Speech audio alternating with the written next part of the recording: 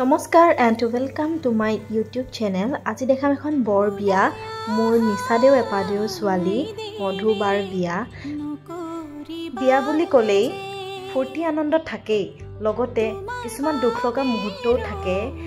যিহেতু এজনী ছোৱালী সৰুৰ পৰা ডাঙৰ দীঘল কৰি যেতিয়া নেকি এখন ঘৰৰ পৰা উলিয়াই দিয়া হয়, সেইটো মুহূৰ্ত সকলো ঘৰৰ মানুহে উপলব্ধি কৰে।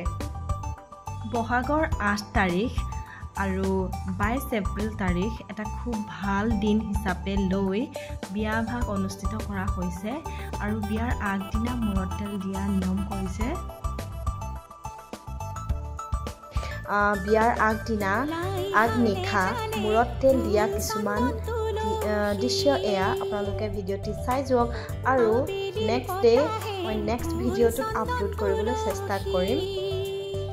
সকলো ঠাইৰে বিয়াৰ নীতি নিয়মবিলাক বেলেগ বেলেগ ধৰণৰ হয় আৰু আমাৰ ঠাইত কেনেকুৱা ধৰণৰ নীতি নিয়মেৰে বিয়াখন সম্পূৰ্ণ কৰা হয় সেয়া আপোনালোকে ভিডিঅ'ৰ যোগেদি চাবলৈ পাব। লগতে ভিডিঅ'ৰ যোগেদি যে ইমান ধুনীয়া কিছু মুহূৰ্ত শুভ মুহূৰ্ত ধৰি ৰাখিব পাৰিছোঁ তাৰ কাৰণে খুব ভাল লাগিছে।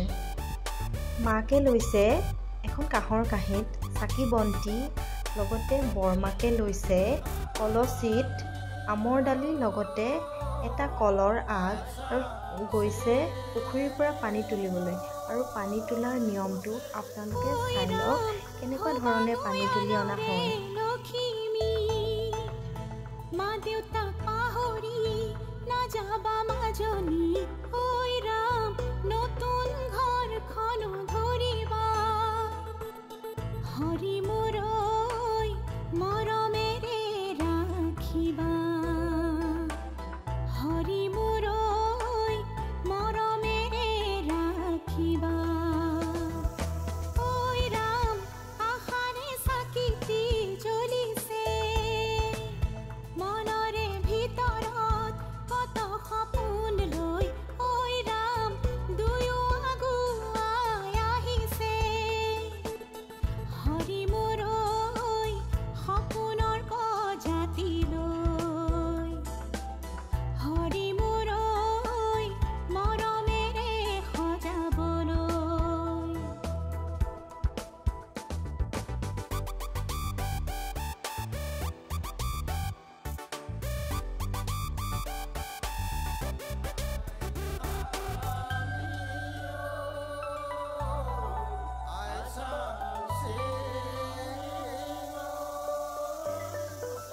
লক্ষ্মী বোৱাৰী হৈ ঘৰখন সজাবাগৈ, চেনেহৰ বান্ধোনেৰে সৰগ ৰচিবাগৈ, সকলো মিলি জুলি আহা আগে বাঢ়ি দৰা কইনাক একেলগে আশীষ মৰম দিয়াহি।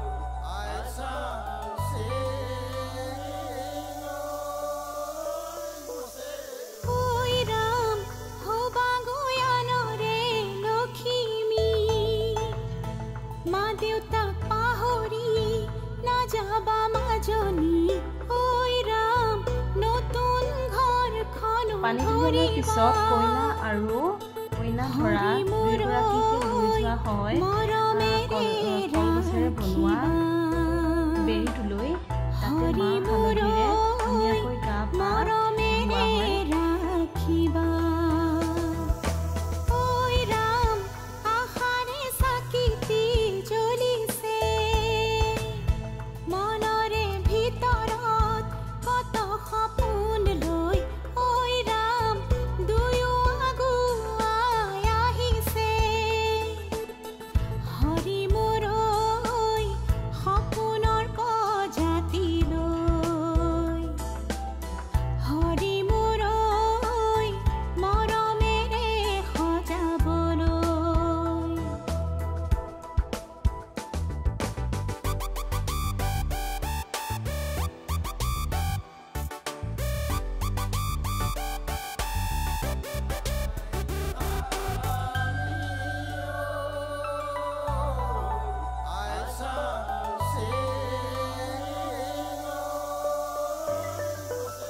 লক্ষ্মী বুৱাৰী হৈ ঘৰখন সজাবাগৈ চেনেহৰ বান্ধোনেৰে সৰগ ৰচিবাগৈ সকলো মিলি জুলি আগে বাঢ়ি দৰা কইনাক একেলগে আশীষ মৰম দিয়াহি